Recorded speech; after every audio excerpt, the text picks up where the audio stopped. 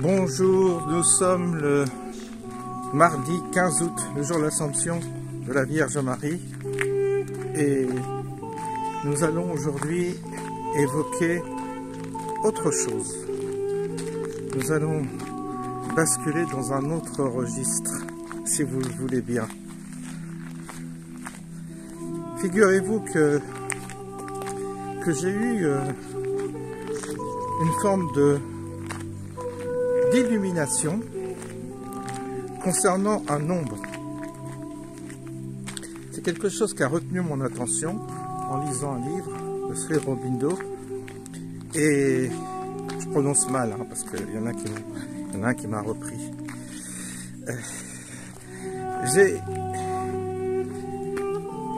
Et je voulais vous faire, et en plus j'ai vécu une synchronicité avec ce chiffre, ce nombre aujourd'hui. Et je voulais vous parler de ce nombre particulier, qui est un nombre, on pourrait dire magique, mais au-delà, il est considéré comme magique par certaines personnes, mais au-delà, c'est plus profond que ça. C'est plus profond que de la magie. C'est un nombre qui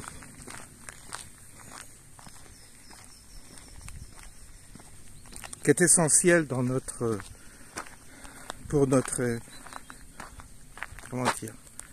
pour décoder le mystère de ce monde. Ce nombre, c'est le nombre 7. Le chiffre 7. Et pourquoi je vous parle de ce nombre? Parce qu'aujourd'hui, c'est quelque chose qui m'est apparu comme une clé. Pourquoi un nombre peut être une clé? Vous savez, il y a des théories, il y a des gens qui sont spécialisés dans la connaissance des nombres et qui sont très érudits sur la question pour trouver des explications parfois très sophistiquées, surtout dans le domaine ésotérique. Quand vous partez comme ça sur une thèse, vous pouvez développer à l'infini, puisque avec un peu de culture, vous allez faire plein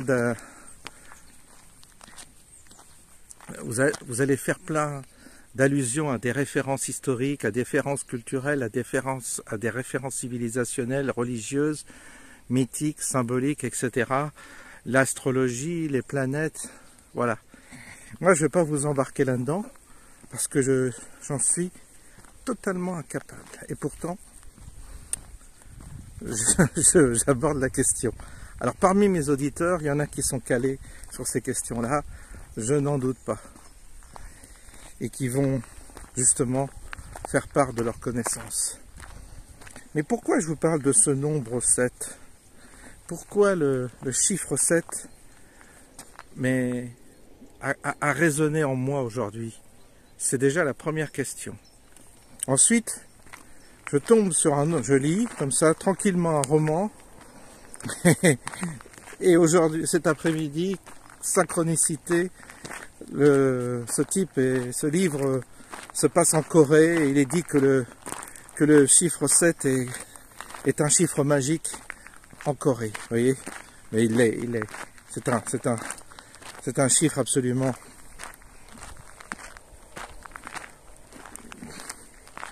répandu comme faisant partie d'une forme de, comment dire, qui contient tout, voilà, qui contient tout. Ce chiffre, il contient tout le mystère de l'humanité, tout le mystère de l'incarnation, tout le mystère de ce monde dans lequel nous sommes. Et je vous invite à être attentif dans vos vies, dans ce que vous allez croiser, être attentif à ce nombre-là, puisque quand vous allez le rencontrer, il aura une signification. Alors je ne peux pas vous dire, parce que je ne suis pas là à développer une théorie ésotérique en vous prétendant que quand vous allez tomber sur ce chiffre-là, vous allez fatalement connaître une transformation. Mais il est bon de le repérer dans notre parcours. Parce qu'il n'arrive pas par hasard. Il n'arrive pas par hasard. C'est pas un nombre anodin. Et vous entendez souvent les avions, là, c'est un couloir aérien, en ce moment c'est infernal. Là on est dans le couloir et je vous dis pas tout le temps il y a des avions qui passent. Ça c'est le mauvais côté d'être ici. Donc ma réflexion c'est que, vous savez, des fois on cherche des réponses et on questionne l'inconnu, on cherche à décoder le mystère, puis parfois la réponse est là, toute proche, toute à notre portée. Et d'une certaine manière, elle est assez simple. Je pense pas qu'il faille partir dans des études hyper sophistiquées, hyper étendues sur la question de ces chiffres, de ces nombres, de la symbolique, etc. Il y a des gens, ils se sont perdus dans tout ça, et ils ont lu des bouquins, tout ça, et ça n'a pas déclenché en eux une véritable transformation, ou même ça ne leur a pas apporté cette véritable connaissance. La connaissance, elle est d'un autre, c'est pas une connaissance intellectuelle, c'est une connaissance intérieure. Et il faut bien distinguer les deux. Vous avez la connaissance intellectuelle qui est une connaissance froide, c'est-à-dire c'est le cerveau qui emmagasine des informations, mais à la rigueur qui ne sait pas quoi en faire. Et ça occupe l'esprit, mais ça ne pénètre pas la personne. Et vous avez l'autre type de connaissance qui est une connaissance qui vous pénètre. C'est-à-dire que la question vous pénètre et elle finit par trouver son sens. Et c'est là où je voulais vous amener, c'est-à-dire que ce chiffre 7, il est comme un postulat, une ouverture, une porte qu'on ouvre et qui permet d'accéder à certaines connaissances dans le monde intérieur. Ce monde intérieur, c'est un monde évidemment dont on ne parle plus. C'est un monde avec lequel on est distant, il y a une frontière énorme. Et il y a des confusions, il y a de mauvaises interprétations. Il y a une spiritualité New Age, une spiritualité bisounours qui parle de cette vie intérieure, mais qui en parle d'une manière toujours pareille, d'une manière artificielle. Le monde intérieur est un monde réel. C'est pas un monde, c'est pas un monde émotionnel, vous voyez. C'est pas un monde où on se raconte des histoires, des belles histoires. C'est pas ça. C'est quelque chose de, c'est un monde assez rude, assez escarpé, je dirais. C'est un monde qui procède par étapes. C'est comme ça que je le ressens. Et vous avez une porte qui vous ouvre sur une pièce avec une autre porte, qui vous ouvre sur une autre pièce avec une autre porte, et ainsi de suite. On est dans justement ce parcours. Et dans ce parcours, il y a 7 étapes. C'est ce qu'il faut comprendre. Dans ce parcours intérieur, il y a 7 étapes. Et donc, on peut se reposer sur la métaphore qu'est notre semaine calendaire. Vous avez le lundi, le mardi, le mercredi, le jeudi, le vendredi, le samedi et le dimanche. Alors si vous allez voir sur le net, vous verrez, chaque jour est associé à une planète ou à un dieu mythique. Chaque jour a sa personnalité. Chaque jour a sa propre clé. Chaque jour est un jour différent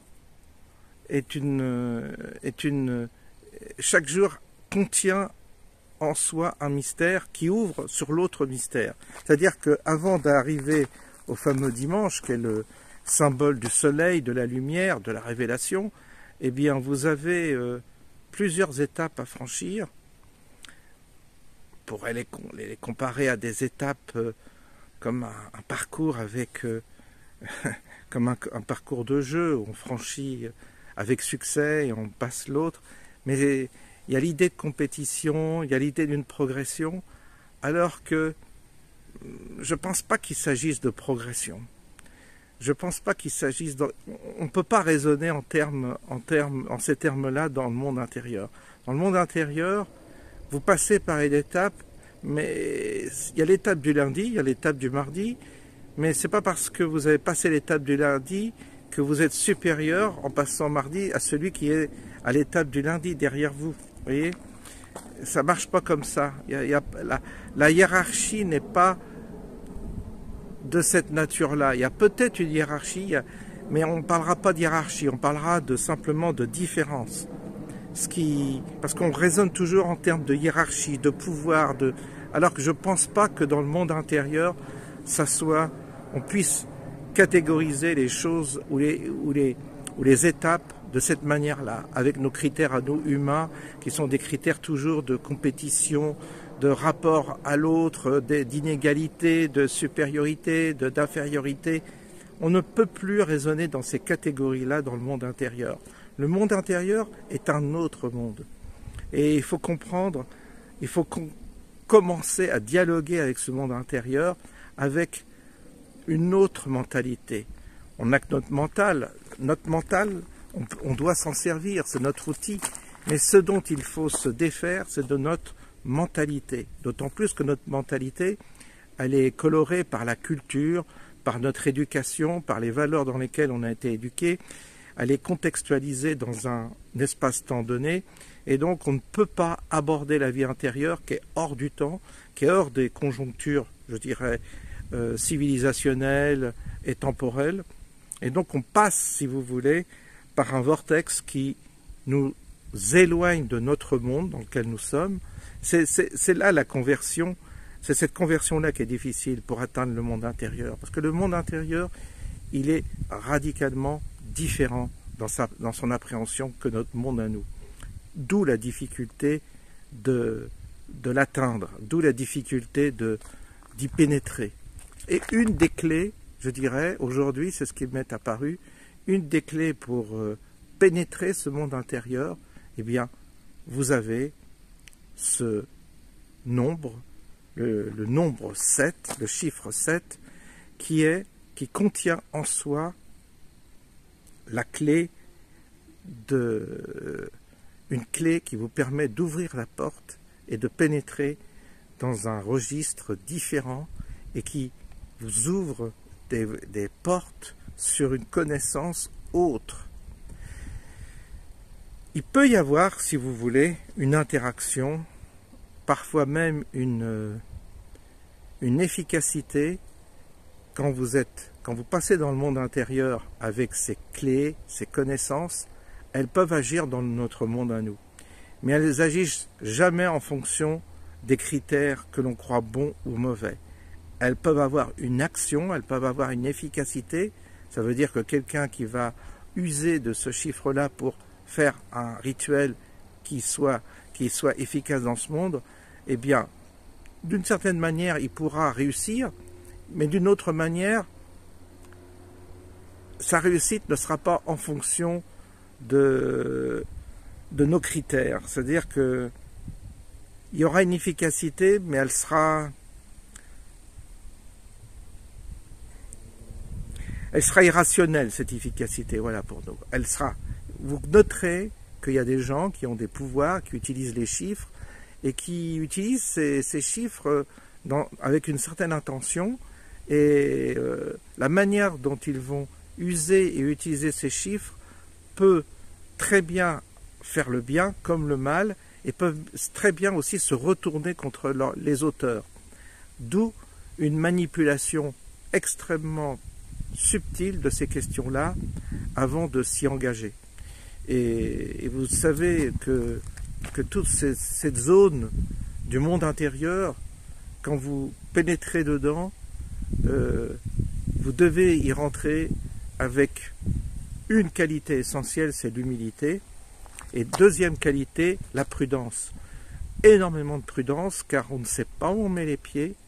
On avance avec précaution, en tâtonnant progressivement, en ouvrant progressivement certaines portes.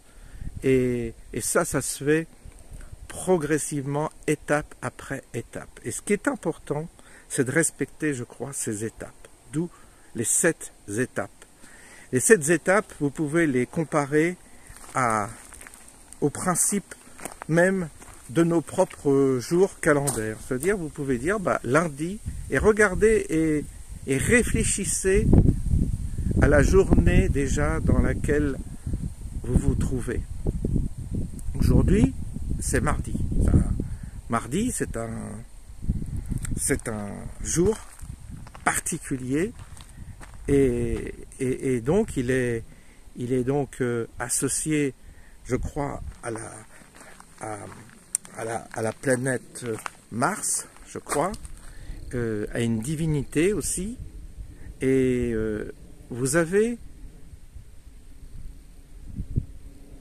chaque jour contient sa propre puissance.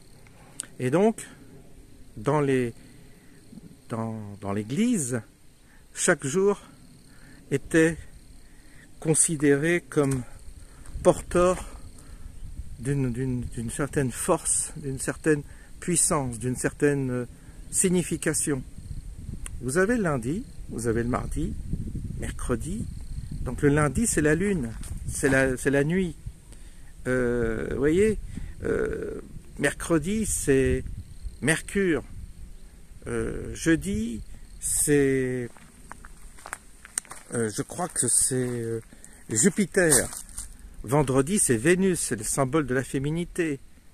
Samedi, c'est les enfers, c'est la descente aux enfers, c'est la nuit, c'est pas la nuit, mais c'est l'épreuve. L'épreuve, je dirais, presque capitale. Et dimanche, c'est le soleil, c'est la félicité. Vous voyez qu'il y a... Et regardez dans vos vies à quel point les jours sont importants. Les jours dans lesquels... La journée dans laquelle on est importante. On ne peut pas... Et vous verrez que en vous attardant sur ces questions-là, c'est-à-dire, tiens, aujourd'hui, je vais réfléchir, c'est mardi, je vais voir quelle est la densité de cette journée, quelle est sa qualité. Essayez de trouver en vous-même la qualité de chaque journée, de chaque jour de la semaine. Essayez de décortiquer et de trouver quelle est, avec votre intuition, votre propre connaissance, sans aller consulter les livres, Google, les symboles et tout ça, parce que si vous êtes trop pénétré de connaissances symboliques, et il y en a, il y a toute une littérature là-dessus. Donc si vous êtes trop là-dedans, vous allez perdre la fraîcheur de votre instinct. Et je crois qu'il vaut presque mieux être ignorant pour pouvoir faire travailler sa propre intuition et son propre instinct. Donc il est important, avant d'aller consulter à quel dieu ça correspond, quel mythe, quel symbolisme ça correspond, parce que vous allez vous nourrir de connaissances qui ne vont pas vous aider et qui ne vous permettront pas d'ouvrir ces fameuses portes dont je vous parle. Mais si vous arrivez à considérer ce chiffre, par exemple 7, vous le considérez comme quelque chose d'important, sans aller plus loin, vous allez voir que dans votre vie, il va un jour apparaître. Il va apparaître peut-être plusieurs fois dans la journée. Et vous-même, pour vous, il voudra dire quelque chose. C'est-à-dire qu'il apparaîtra des moments que vous allez repérer et progressivement, vous allez peut-être apprendre à sa signification pour vous-même. Il faut savoir que ce qui compte, c'est votre signification à vous. Il n'y a pas de signification globale, il y a votre propre signification. Vous rencontrez une personne, c'est une rencontre qui sera personnelle et qui vous permettra, vous, d'évoluer dans un certain sens.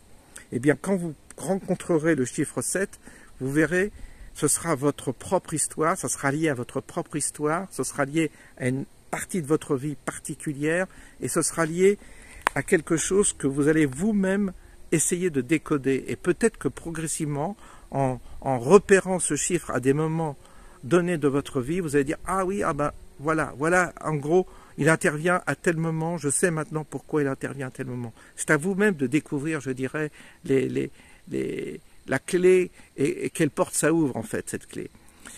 Donc la clé, qui est le chiffre 7, va vous ouvrir certaines portes, mais c'est vous qui allez, c'est vos propres portes intérieures et c'est vous qui allez les découvrir progressivement. Donc, perdez pas votre temps dans toutes les significations, l'ésotérisme qui vous parle, ou la numérologie qui va vous farcir la tête de plein de symboles, de plein d'histoires. Ça n'apportera rien à dans votre propre vie. Il faut être simple, mais aiguiser sa connaissance avec notre propre sens à nous, notre propre mental, notre propre disponibilité, nos propres facultés. C'est important. Parce que sinon, on emprunte un type qui est hyper savant, vous allez emprunter sa science et vous allez essayer de la comprendre, vous allez mettre du temps, vous allez vous épuiser intellectuellement et finalement, vous aurez du mal à aboutir. Vous aboutirez peut-être à une synthèse, mais dans 10, 20, 30 ans, mais nous, on n'aurait pas avancé d'un iota sur le plan intérieur. Ce qui est important, c'est d'avancer sur le plan intérieur.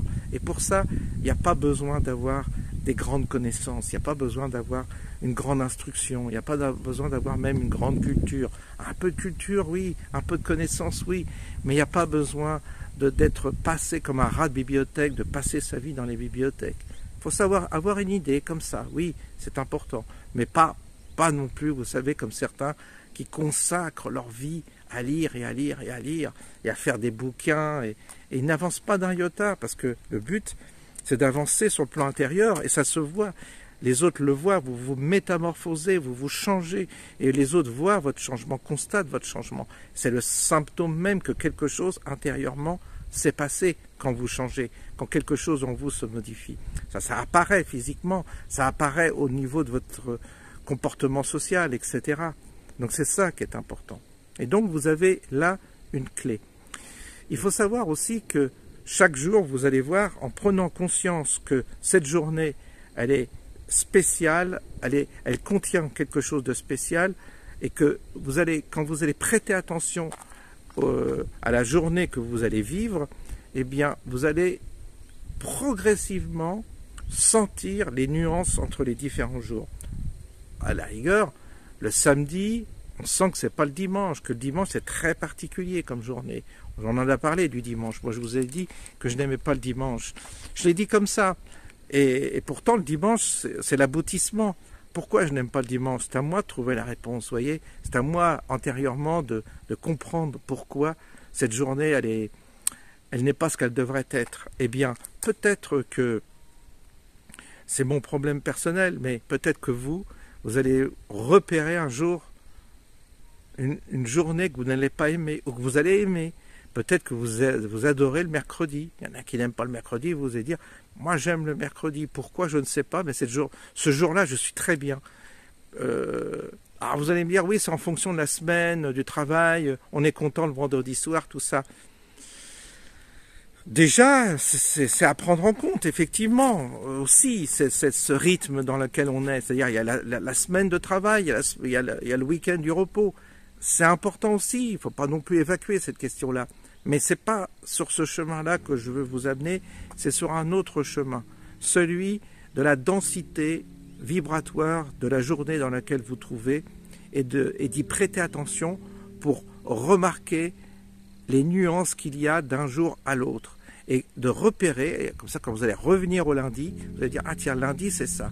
Et vous allez revenir, bien sûr, en vivant, on recycle, c'est un cycle perpétuel, donc on revient le lundi, on retravaille le lundi, et on se dit le lundi, tiens, elle a cette qualité-là, cette journée-là. Et vous verrez que en étant attentif à ces questions-là, on progresse intérieurement, on avance progressivement sur le plan intérieur.